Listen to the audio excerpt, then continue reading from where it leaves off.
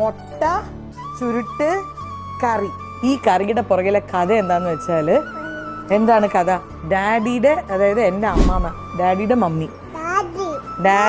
Mummy ഉണ്ടാക്കിയിരുന്ന ഒരു കറിയാണിത്. അവർ 7 മക്കളായിരുന്നു. അപ്പം 7 മക്കളുള്ള ഒരു വീട്ടിൽ ഒരു മുട്ടക്കറി വെക്കുക എന്ന് പറയുമ്പം ഉണ്ടാക്കുമ്പോഴൊക്കെ 7 മുട്ട വെച്ചിട്ട് പറ്റില്ലല്ലോ. അപ്പോൾ ഡാഡി കഥ പറയുന്നത് എന്താ വെച്ചാൽ 2 or 3 മുട്ട മതി. പക്ഷെ ആ മുട്ട ചുരുട്ട് കറി കിട്ടിക്കഴിഞ്ഞാൽ എല്ലാവർക്കും മുട്ട കിട്ടും. അപ്പം അങ്ങനെ അമ്മാമ്മ ആ സമയത്ത് ഭയങ്കരമായിട്ട് ഞങ്ങൾ അവരുണ്ടാക്കുമ്പോൾ വെയിറ്റ് ചെയ്ത് അവർ കഴിച്ചിരുന്നെങ്കിൽ വായന്ന് വെള്ളം വരുന്നു പറയുമ്പോൾ. അപ്പം അങ്ങനത്തെ ഒരു കറിയാണിത്. ഈ കറി അമ്മാമ്മ മമ്മിക്ക് പഠിപ്പിച്ചു കൊടുത്തു. ഞങ്ങൾ വീട്ടിലെല്ലാവരും ഇപ്പോഴും അത് എൻജോയ് ചെയ്ത് കഴിക്കുന്ന ഒരു കറിയാണ്.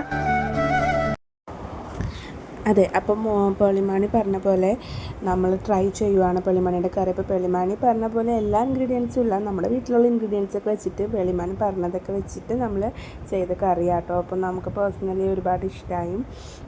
മല്ലിയില അങ്ങനെ കുറച്ച് ഐറ്റംസ് ഒന്നും ഉണ്ടായിരുന്നില്ല, പക്ഷേ ഉള്ളതൊക്കെ വെച്ചിട്ട് ഓണം പോലെ എന്ന് പറഞ്ഞ പോലെ നമ്മൾ ഉള്ളതൊക്കെ വെച്ചിട്ട് ചെയ്തു. പിന്നെ ഞാൻ ഇടയ്ക്ക് മഞ്ഞപ്പൊടി ഇടാൻ വിട്ടുപോയി, അപ്പോൾ അത് ഇടയ്ക്കൊന്ന് കൊടുക്കുന്നുണ്ട്. അവസാനം നമ്മുടെ കറി റെഡിയായി. ഞങ്ങൾ ചോറിൻ്റെ കൂടെയും പപ്പടമൊക്കെ ആയിട്ട് കഴിച്ചിട്ടോ. നല്ല അടിപൊളി കറിയായിരുന്നു. എല്ലാവരും ട്രൈ ചെയ്യാം. ഇത്രയുള്ളൂ. അതുവരെ ലൈക്ക് ചെയ്യുക, സബ്സ്ക്രൈബ് ചെയ്യുക. ടാറ്റാ.